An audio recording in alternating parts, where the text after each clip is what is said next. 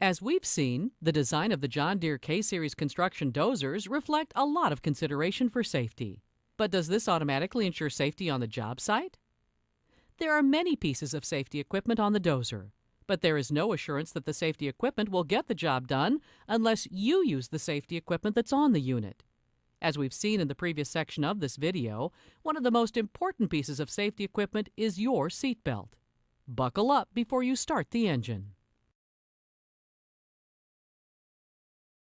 The rollover protection structure by itself does not assure your safety in the event of an overturn.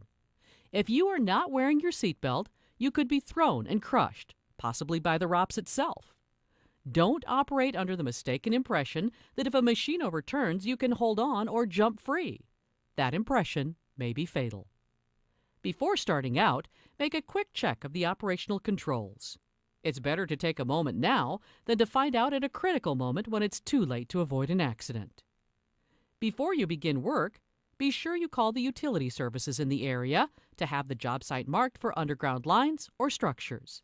In most areas, there is a free or low-cost one-call locator service. It's better to take a little time before the project begins to know what you may encounter. If you doze or rip through a gas pipeline or an electrical line, you could be losing more than a little time. As was mentioned, it's up to you to use your safety equipment, and it's also up to you to use good safety judgment. As the operator, you have a primary responsibility for the actions of the dozer. Always think about what you have to do before you do it. Never stop thinking about what is the safe thing to do, not only for yourself, but for the people around you. This brings up another important point. There is only one seat and seat belt in the dozer. That's for you, the operator. These machines are not designed for riders. And when working in close areas, reduce your speed. You never know what might pop out in front of you or in back of you. Even though the backup alarm is sounding, you still need to look behind you before and while backing up. Bystanders may ignore the alarm, especially in busy, noisy areas.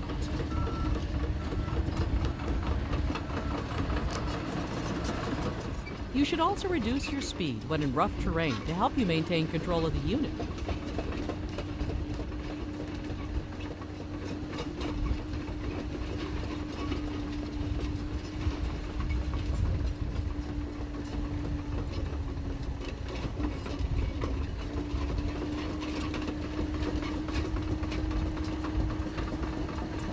Cross over obstructions at an angle. Ease up to the break-over point. Balance slowly on the obstruction and ease down to minimize the impact.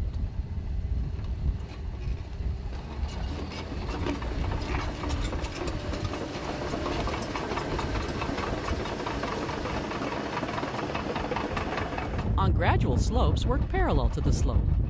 The dirt will flow to the lower side of the slope in a windrow. This will help hold the crawler from sliding down. On steeper slopes, work diagonally, starting from the base of the slope, working upwards.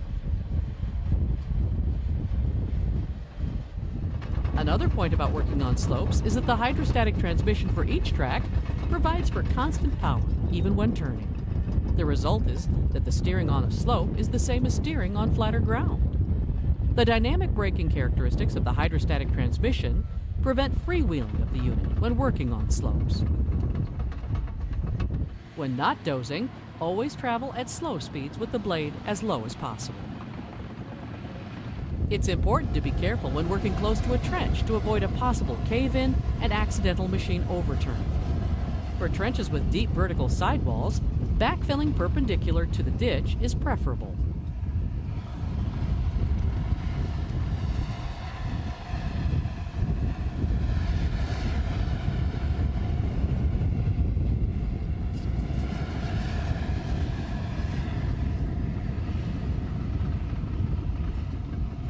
A feature of the hydrostatic transmission system on the K-Series is an advanced load sensing system called power management. As you encounter a blade load, the dozer will automatically slow its ground speed so the engine RPM remains constant. It doesn't matter what speed the unit is set on, the engine will not kill under load. As the blade load decreases, the speed will increase up to the setting you had previously selected with the speed in grip switch. When shutting down the unit, there are a few simple procedures that you should follow. The machine should be parked on a level surface. Move the FNR lever to neutral. And engage the park lock lever. Lower the blade and attachments to the ground. Slow the engine to low idle before stopping the engine. Move the hydraulic control levers in each direction to release the pressure so you know for sure the attachments will not move. If you are shutting down for the day, it's a good idea to install the vandal protection and lock up the machine. You never know who might drop by. Another vandal protection item is the battery disconnect switch located behind the right rear access door next to the batteries. Turn it off.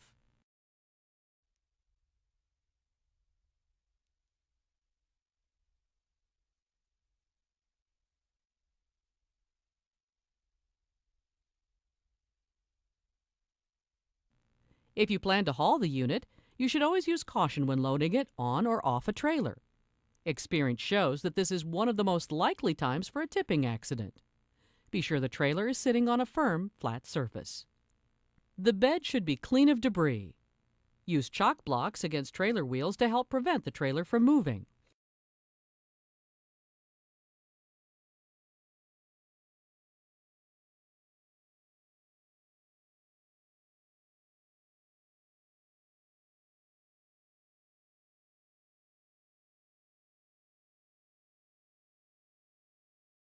You should always fasten your seatbelt before loading or unloading in case of overturn.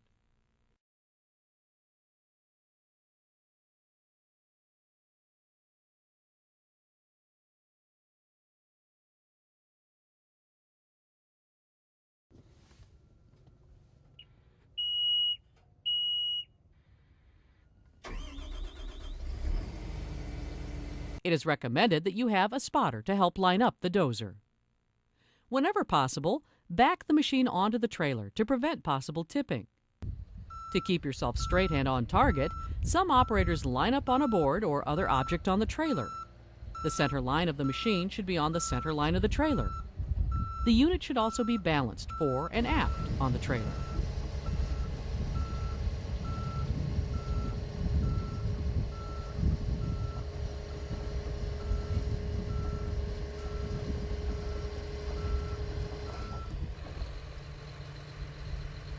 Once on the trailer, move the park lock lever into the locked position. Lower the dozer and attachments.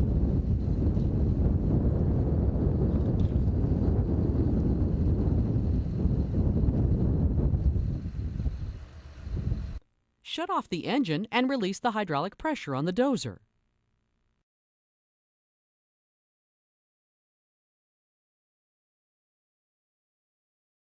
As before, lock up the unit against vandalism.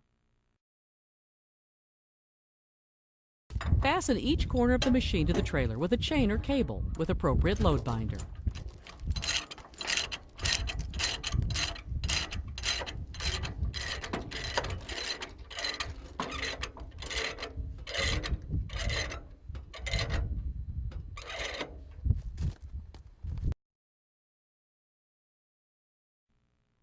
Before you haul the machine, be sure of its overhead height to the ground. It's better to know your limitations beforehand rather than learning the hard way after you hit something.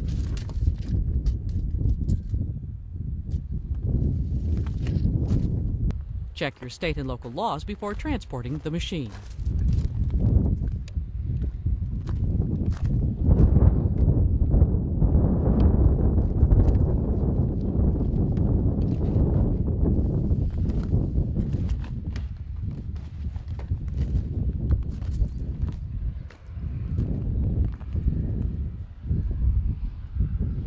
As you have seen, John Deere K-Series construction dozers are equipped with many safety features and systems.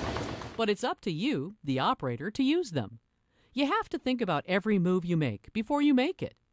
It doesn't matter how much experience you have, it only takes one mistake to make a difference in your life and in the lives of others. Statistics show that of all the accidents reported, over 90% of the operators hurt or killed were listed as experienced. Accidents don't always happen to the other guy. That other guy can be you.